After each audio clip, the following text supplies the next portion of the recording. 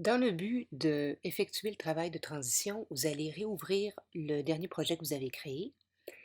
On va réviser l'espace de travail. Donc, on a en haut à gauche Source. Vous sélectionnez un clip que vous avez importé. Vous pouvez vous promener à l'intérieur de votre clip, aller sélectionner avec In et Out le secteur que vous voulez ajouter à votre timeline. Donc, ensuite, c'est tout simple. Vous cliquez avec la souris et vous pouvez ajouter ce segment à la timeline qui est en bas à droite.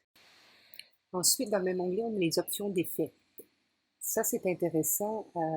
Les premiers effets qu'on a par défaut avec chacun des clips, c'est d'abord trajectoire, où on peut changer la position tout simplement en glissant avec la souris sur ce qui est écrit en bleu. Donc, l'axe des X et des Y. L'échelle, ensuite, on peut augmenter la taille ou la rapetisser. C'est intéressant, entre autres, quand on superpose différentes tailles. Également, on peut varier l'effet en fonction du temps du clip. À ce moment-là, il faut activer les petits cadrans qui sont à gauche. Une fois que le cadran est activé, vous voyez des images clés. Donc, en ajoutant des images clés, donc vous pouvez mettre des paramètres différents. Donc, votre image elle peut grossir ou bien rapetisser à mesure que le temps avance. Ensuite, vous avez ce qu'on appelle les métadonnées, donc les informations par rapport à votre clip. Donc, ici, on voit le nombre d'images secondes. Donc, c'est 59,94 images secondes, notre tournage. On va maintenant revenir au sujet du tutoriel, c'est-à-dire de créer des transitions entre deux clips. Alors, je vais choisir parmi le tournage qu'on avait réalisé la dernière fois. Alors, allons-y avec Gabriel pour commencer. Donc, je double-clique et je vais sélectionner euh, le moment du clip qui m'intéresse, donc que je souhaite intégrer à ma timeline. Donc, je vais réécouter pour m'assurer que j'ai la meilleure section. Notez bien que vous voyez la ligne de son en bas à gauche sur le petit diagramme. On sait que le son est un petit peu trop fort, on va pouvoir le rebaisser après.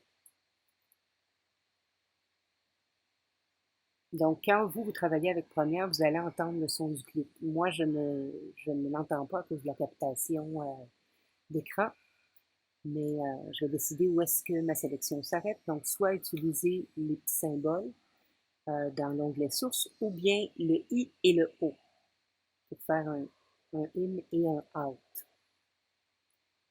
Donc, si je grossis ma séquence, ça me permet de voir ce que j'ai importé. C'est vraiment une petite section que je peux réécouter.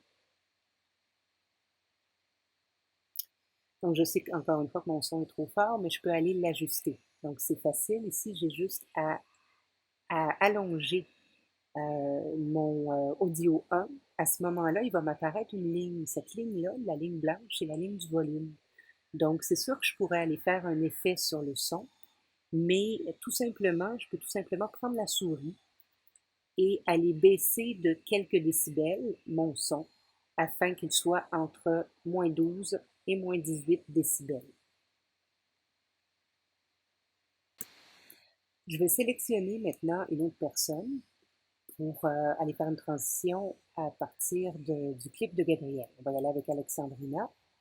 Encore une fois, on va sélectionner la partie qui nous intéresse, où elle se nomme et parle de la transition.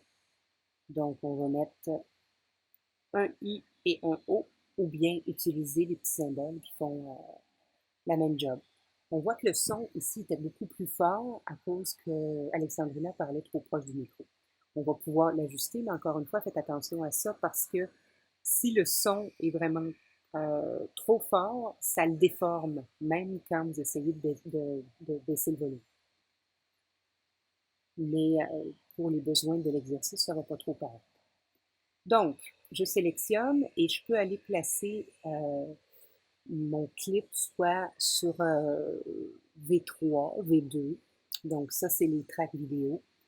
Le son aussi. Donc, en jouant avec votre curseur, vous allez voir où est-ce que vous voulez aller placer la vidéo. Donc, vous pouvez la mettre juste à côté, la mettre sur le même cadre ou bien au-dessus. Encore une fois, comme avec Gabriel, on va aller ajuster le volume du son. C'est important que le volume du son soit environ le même que Gabriel, sinon la transition ne sera évidemment pas fluide. Donc, vous voyez à droite le nombre de décibels que votre son atteint.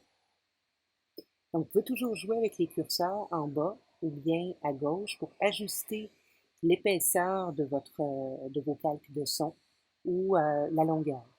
Donc, ça vous permet d'avoir plus de précision. Quand vous élargissez sur la hauteur, à ce moment-là, ça vous permet aussi de voir le dessin de l'onde. Donc, ça vous donne beaucoup plus de précision par rapport au son pour aller le synchroniser avec l'image aussi. Ce qui est important, là, c'est d'aller déterminer où est-ce qu'on veut que la transition se fasse. Donc, moi, j'ai décidé que ça serait au moment où Gabriel dit voici une transition. Donc, on va le faire à tran et zition. Ça va être Alexandrina. Donc, il faut couper au bon endroit. Vous le voyez avec la ligne de son. Ensuite, je prends le clip de Alexandrina. Je vais le mettre au-dessus, ne serait-ce que pour aller placer, dans le fond, le son à la même place. Donc, étant donné qu'on veut qu'elle enchaîne avec Zition, ben, c'est important de regarder le dessin du son pour que ça arrive environ à la même place. Donc là, à Zition, j'ai coupé la section d'avant. Donc, vous avez juste à glisser le clip, donc le pousser ou le tirer. En cliquant avec votre souris, vous allez pouvoir aller ajuster. Donc là, on pourrait dire que c'est une coupe franche. Sauf que le problème, c'est que la hauteur de mes deux comédiens ici n'est vraiment pas la même, étant donné qu'ils n'ont pas la même grandeur. Alors, Gabriel arrive beaucoup trop haut par rapport à Alexandrina, donc ça ne sera pas nécessairement un bon effet visuel au niveau de la transition. Alors ça, je vais aller l'ajuster dans mes options d'effet avec trajectoire.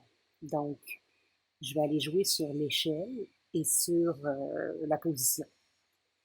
Pour ce faire, pour arriver vraiment à la même place, donc je vais les croiser un petit peu. Et comme je vous disais, on va jouer avec l'échelle, mais on va aller un petit peu plus bas dans les options d'effet, dans opacité. Dans opacité, vous pouvez mettre le mode obscurcir. Ça va vous permettre de vraiment les voir un sur l'autre et de vous assurer que souvent on va se fier à la hauteur des yeux pour faire une transition entre deux personnages. Donc, vous allez vous arranger que les yeux arrivent à la même place. Donc là, c'est sûr que dans la vidéo, j'ai quand même fait déjà un petit peu du travail. Donc, j'ai centré mes deux personnages. Je les ai d'abord agrandis à 120%, parce que sinon, je ne pourrais pas bouger la position, étant donné que je vais me ramasser avec du hors-champ. Donc, on va voir le côté de ma traque vidéo, ce qui ne serait pas souhaitable. Donc, dans ce cas-ci, j'ai déterminé que 120% au niveau de l'échelle était suffisant pour me permettre d'aller ajuster Alexandrina à la même hauteur que Gabriel. Donc, je fais petits ajustements et je vais aller prendre obscurcir dans les modes de fusion de l'onglet opacité. Alors, vous voyez que c'est un petit peu étrange comme résultat. Ça me permet vraiment d'aller ajuster de façon précise les deux visages et le mode de fusion peut devenir un effet intéressant à exploiter dans votre vidéo. Donc, pour créer des effets de superposition. Donc, vous avez toutes sortes de modes de fusion. C'est comme avec Photoshop. Donc, on va faire l'ajustement.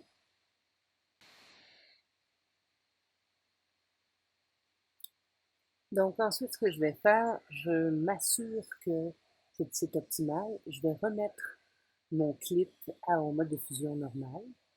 Puis, ensuite, je vais redéplacer mon clip du dessus, qui était Alexandrina, pour pas qu'il se superpose.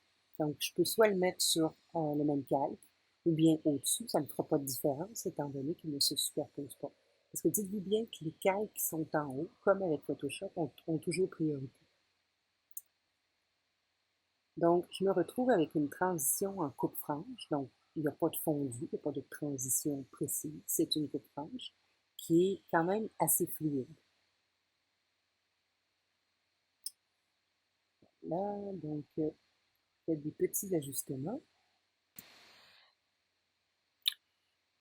Donc voilà, on a une première coupe franche. Ce qu'on va faire maintenant, on va aller dans Fichier, Nouveau, et on va aller se créer un texte. Donc on va ajouter un clip avec du texte pour identifier notre première transition, c'est-à-dire la coupe franche. C'est titrage hérité. On peut nommer notre texte. Donc, notre clip va avoir un nom. Ça pourrait être un numéro, mais c'est un nom. Alors, voici le menu qui va s'ouvrir. Vous pouvez choisir la police, la taille, si vous voulez un texte justifié ou pas. On va créer coupe franche, tout simple. Vous avez la possibilité d'aller centrer. Tout simplement, c'est en bas ici. Donc, on peut se centrer par rapport à la hauteur et la largeur. Donc, c'est quand même très pratique quand on veut que tous nos textes soient parfaitement centrés. À ce moment-là, on n'a pas besoin d'y aller à la mi-temps. Donc, vous avez différents paramètres aussi que vous pouvez ajuster, comme si vous voulez un menu déroulant, que votre générique, par exemple, soit en mouvement, soit latéralement, ou bien de haut en bas ou de bas en haut. C'est ici que ça se fait. Dépendamment de la longueur de votre clip, vous pouvez aller tirer dessus. C'est ce qui va déterminer la vitesse à laquelle votre clip va défiler. Maintenant, vous devez aller retrouver le clip que vous venez de créer. Donc, moi, il s'est ramassé en vrac dans mon chutier source, mais si j'avais déjà sélectionné mon dossier titre, il aurait été automatiquement dedans. Je peux aller le déplacer après, ça se fait très bien. Prenez le clip, mettez-le dans votre timeline. Vous pouvez ajuster ensuite sa longueur, donc la longueur à laquelle il va s'afficher, et vous le placez à l'endroit que vous avez besoin. Ce clip-là peut toujours avoir un fondu également, il peut avoir une transition. Donc, il peut faire un fondu au noir ou faire une coupe franche, donc c'est à vous de voir, mais on va le mettre juste avant notre première coupe franche pour l'identifier. N'oubliez pas de sauvegarder, même s'il y a des sauvegardes automatiques, vous êtes mieux de ne pas vous y fier. Ce qu'on va faire maintenant, vous allez dupliquer l'enchaînement que vous venez de faire, donc la transition. Vous pouvez inclure le titre. Donc, copier-coller, commande C, commande V, ou bien CTRL C, CTRL V, copier-coller. Donc, prenez un petit peu de distance avec votre curseur et collez la séquence un peu plus loin, tout simplement. Maintenant, vous allez mettre le deuxième clip, celui d'Alexandrina, sur la même track vidéo, sur vidéo 1, et vous allez faire appliquer les transitions par défaut. Donc, j'ai fait le clic droit de la souris et j'ai fait appliquer les transitions par défaut. C'est automatiquement un fondu enchaîné. Avec votre souris, vous pouvez aller cliquer au centre de la transition et tirer gauche ou droite. Vous pouvez pousser ou tirer pour ajuster la longueur de la transition. Alors, c'est tout simple. Voilà, c'est fait. Vous avez un fondu enchaîné. Cliquez sur votre premier clip de texte. En haut à gauche, vous allez faire un nouveau titre d'après le titre actuel.